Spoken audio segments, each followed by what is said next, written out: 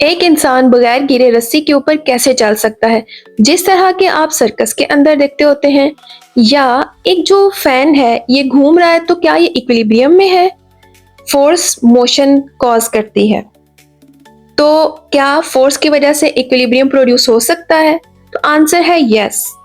Body equilibrium में होती है जब उसमें एक्सेलरेशन नहीं होता। ये कार मूव कर रही है बट ये भी इक्विलिब्रियम में है। आपको पता है इक्विलिब्रियम की टू टाइप्स होती हैं। एक होता है स्टैटिक इक्विलिब्रियम और दूसरा है डायनामिक इक्विलिब्रियम। सबसे पहले स्टैटिक को देखते हैं। आज हम इक्विलिब्रियम के टॉपिक को इतनी अच्छी तरह स्टडी करेंगे कि आपको ये बिल्कुल मुश्किल नहीं लगेगा, और अगर आपके जहन में कोई क्वेश्चंस आएंगे तो उनका आंसर भी वीडियो में मौजूद होगा। तो सबसे पहले हम देखते हैं कि स्टैटिक का मतलब क्या है। तो स्टैटिक का मतलब होता है रुका हुआ, और दूसरी जो टाइप है डायनेमिक इक्विलिब्रियम, उसका मतलब है हरकत करता हुआ। तो इक्विलिब्रियम की कितनी टाइप्स होगी? Two types. उर्दू में कहते हैं इसको तवाजुन। सबसे पहले हम देखते हैं इक्विलिब्रियम की डेफिनेशन। तो ये डेफिनेशन है, a body is in equilibrium if it has no acceleration. ये जो लफ्ज है नो एक्सेलरेशन, इसको आपने अपने जहन में बहुत अच्छी तरह बिठा लेना है कि एक्सेलरेशन नहीं होगी। एक्सेलरेशन का मतलब है कि कभी किसी चीज की वेलोसिटी ज्यादा या कभी कम नहीं होगी, बल्कि वो मूव करेगा यूनिफॉर्म वेलोसिटी से। जब बॉडी यूनिफॉर्म वेलोसिटी से मूव करती है तो उसमें इक्विलिब्रियम होता है। ठीक है। टाइप्स में आपको पता है, एक है हमारे पास स्टैटिक इक्विलिब्रियम और दूसरा है डायनामिक इक्विलिब्रियम। स्टैटिक इक्विलिब्रियम की क्या डेफिनेशन है? When the body is at rest, रुकी हुई है।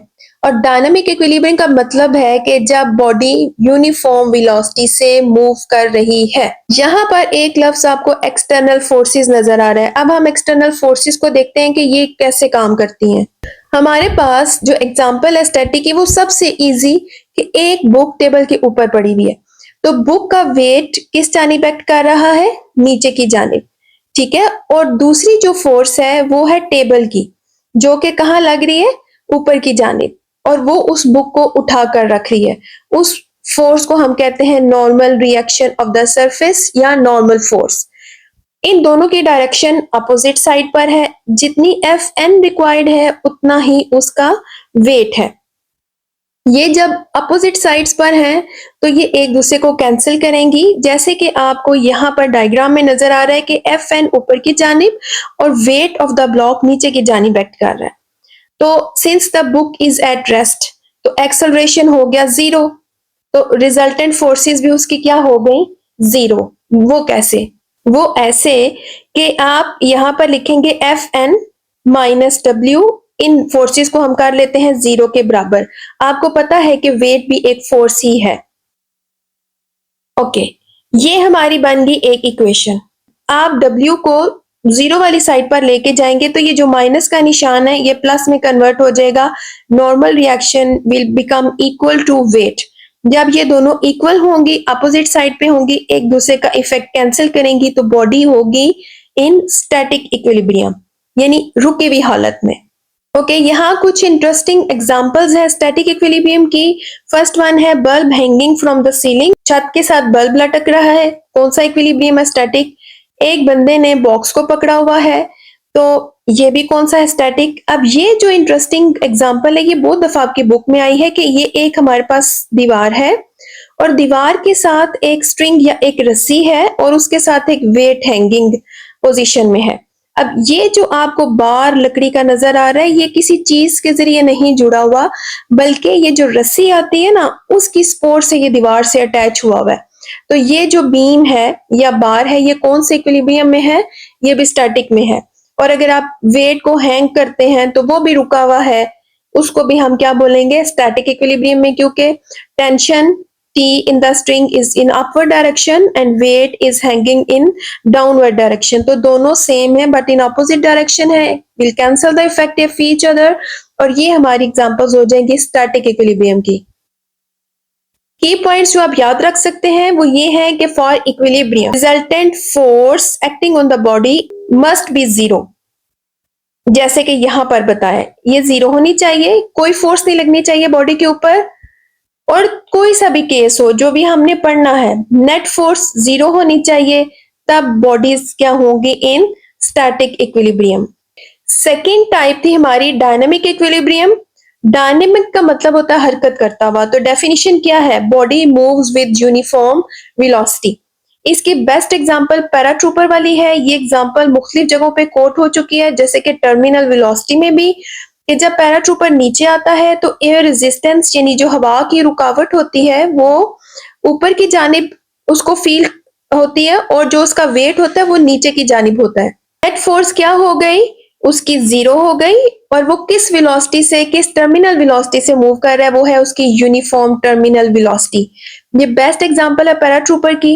साइड पे आपको ये एक गाड़ी नजर आ रही है, तो ये भी एक कांस्टेंट स्पीड के साथ मूव कर रही है 20 मीटर्स पर आवर। जब इसकी स्पीड चेंज नहीं होगी, एक्सेलरेशन क्या हो जाएगी इसकी?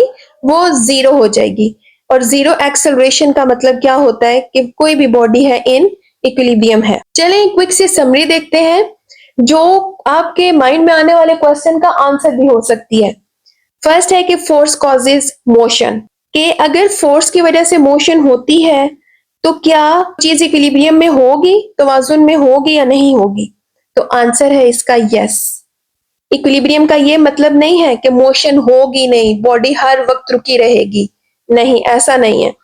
इक्विलिब्रियम का मतलब है नो एक्सेलरेशन।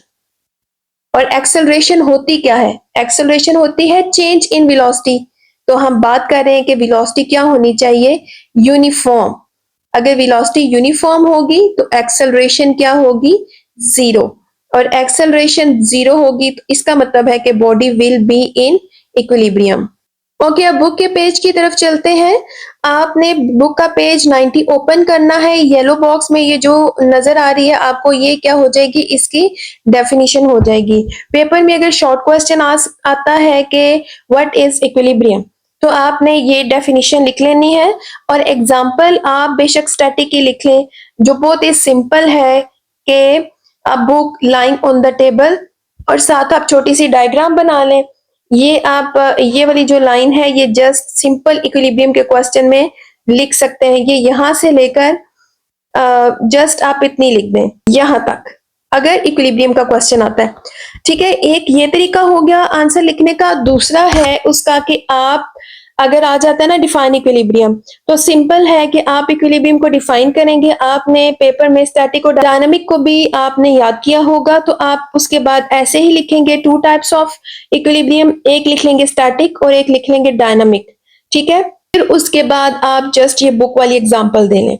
अगर पेपर में आता है डिफाइन स्टैटिक इक्विलिब्रियम, तो स्टैटिक में आपने ये जो रेड बॉक्स में चीज लिखी हुई है ना, अ body is at rest is in static equilibrium, ये इसकी हो जाएगी डेफिनेशन। और ये जो रेड में मैंने अंडरलाइन की हुई है ये इसकी हो जाएगी एग्जाम्पल। और ये एग्जाम्पल आप लिखेंगे पूरी स्टैटिक इक्विलिब्रियम में, यहां से लेकर आप यहां पर इधर।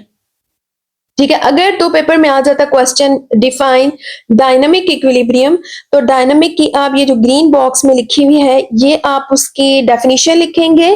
और ये जो ग्रीन में लिखा हुआ है डायनामिक इक्विलिब्रियम, ये इसकी एग्जांपल है पैराट्रूपर वाली, तो ये आप पूरी लिख लेंगे स्टैटिक की। अब ये जो बीच में आपको पैराग्राफ नजर आ रहा है ना, यहां से लेके यहां तक, ठीक है, ये जो है ये स्टैटिक इक्विलिब्रियम की और एग्जांपल्स हैं। जैसे ये 1 है, ये 2 है, 3 है, एक्सप्लेन मैं कर चुकी हूँ इनको। तो ये एक्स्ट्रा हैं, अगर जस्ट आप एग्जांपल देना चाहते हैं ना इक्विलिब्रियम में, इनमें से किसी की भी एग्जांपल सिंपल इक्विलिब्रियम में भी दे सकते हैं, स्टैटिक के अलावा भी।